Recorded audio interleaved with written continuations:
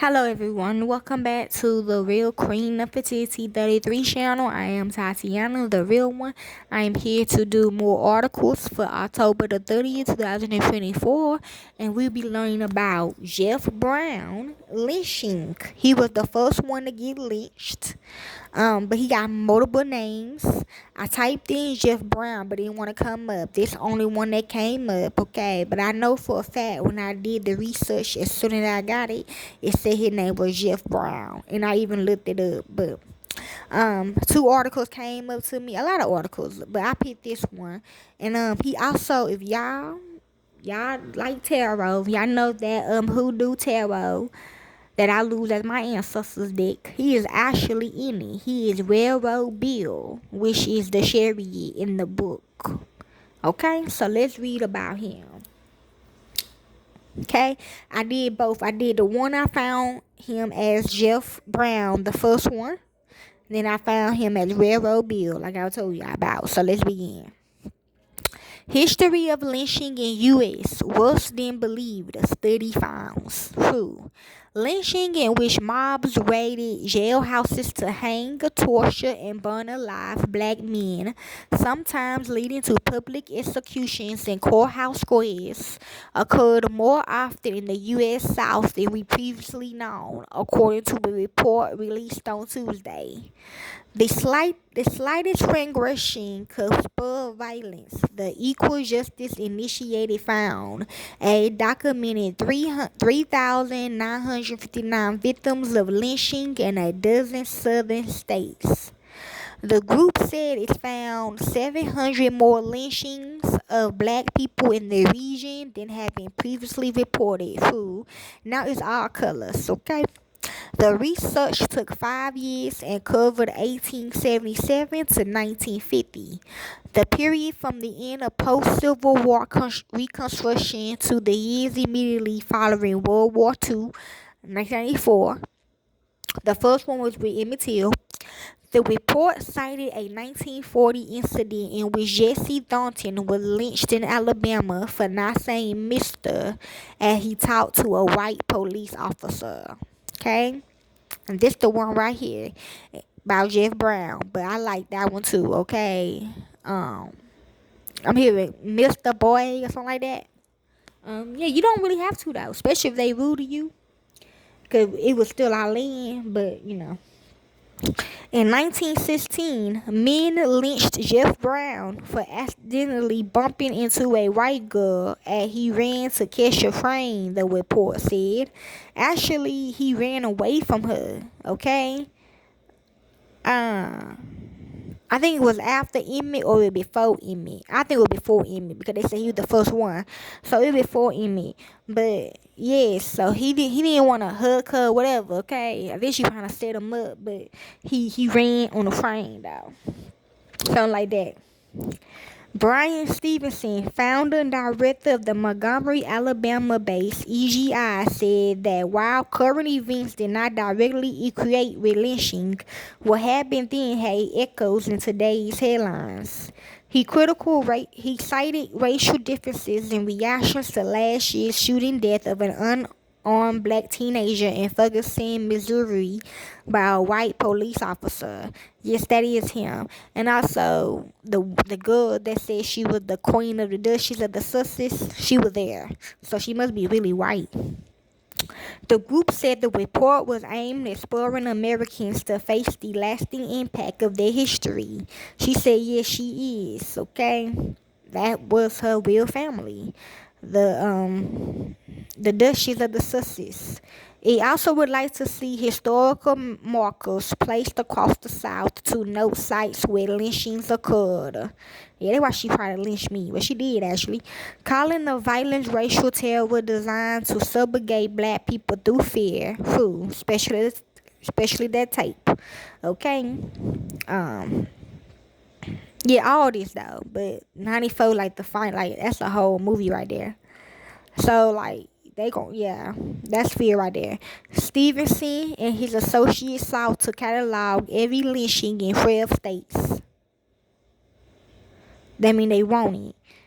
Alabama, Arkansas, Florida, Georgia, Kentucky, Louisiana, Mississippi, North Carolina, South Carolina, Tennessee, Texas, and Virginia. Yes, Fred Michael was lynched as well. And yes, the South is littered with momentums for the Civil War, Stevenson said. But we haven't looked at the greatest evil of slavery. See? The tape. Its aftermath morphed into terrorism of lynching. See? We as Americans haven't dealt with our full history, he added. Sociology professor E.M. Beck of the University of Georgia agreed that past lynchings had affected perceptions of justice. Many white people look on the police as their protectors, defenders of their rights, and blacks can look at the same officers as part of a system sent to control and contain them, he said. Okay. Now this is about Railroad Bill, his other name, okay? So, Railroad Bill Morris Slater died on March the 7th, 1896, was an African American notable for his dramatic escapes from the law in the style of Robin Hood. He acquired the name Railroad Bill. Although there was a price on his head for some years, he evaded capture through ingenuity and exceptional athletic abilities. He was eventually shot dead in an ambush at a store he was known to visit. So we go on the black market. Okay, so you know when you get lynched, all of them around you laughing and all that stuff, recording or whatever. You know, whatever they do. I know they be laughing though and pointing and all that. Okay, so something like that. Slater celebrated in the folk ballad Railroad Bill, which had been recorded by numerous artists, including Lonnie Donegan, Tajay Mahal, Bob Dylan, John Bass, Andrew Budd, Roger McGreen, Doc Watson, and Dave Allen. Okay, his tombstone, which is down the street from me. Early life.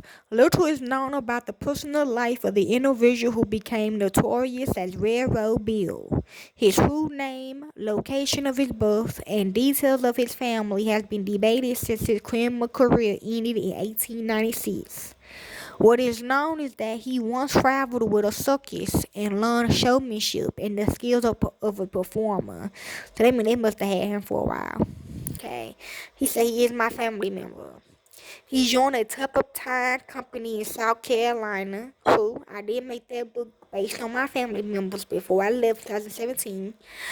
In South Carolina and continued with the firm when he moved to Barron County, Alabama, and Bluff Springs, Florida. And yes, we do practice all that stuff, but for good. I mean, it's just in us, though. It ain't like we want to do. It's just in us, so. In the turpentine camps, he was known as Morris Slater, a profoundly athletic, top-notch laborer and a flammable individual. Trouble with the law. Slater became an antagonist of the Louisville and Nashville Railroad after a brakeman found him stealing a ride to Mobile, Alabama, and threw him off the moving train. In turn, the turpentine time Walker fired his rifle at the brakeman. The altercation led Slater into a personal vendetta against the company in which he would ruin several trainmen, commandeer a train, and force it out of the station and threaten the life of James the First. Okay, y'all already know who that about. McKinney, superintendent of LN's Mobile and Montgomery Division. The company responded by dispatching detectives to investigate the offender and offering a $350 reward for his capture. Not knowing Slater's name, detectives simply called him Railroad Bill, which was the alias of another L&N antagonist who lived in Mobile. Slater embraced the moniker, and he became the name reporters typically use in writing hundreds of newspaper articles about his criminal activities. Slater also became a wanted man in Florida after a deputy sheriff attempted to arrest him for carrying a repeated rifle without a permit as required by the state. The arrest attempt turned into a gunfight in which the Tupperton worker, armed with a rifle, wounded the deputy, armed with a shotgun. Slater quit the Tupperton business and organized a freight car gang to steal merchandise from L&N trains operating in southwestern Alabama.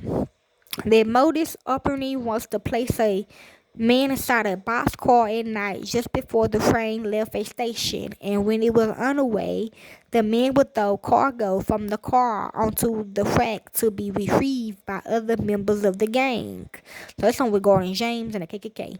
Legend states that the plunder was given to the poor, them, the KKK, but evidence suggests most of it was sold to company stores associated with Tupperton camps.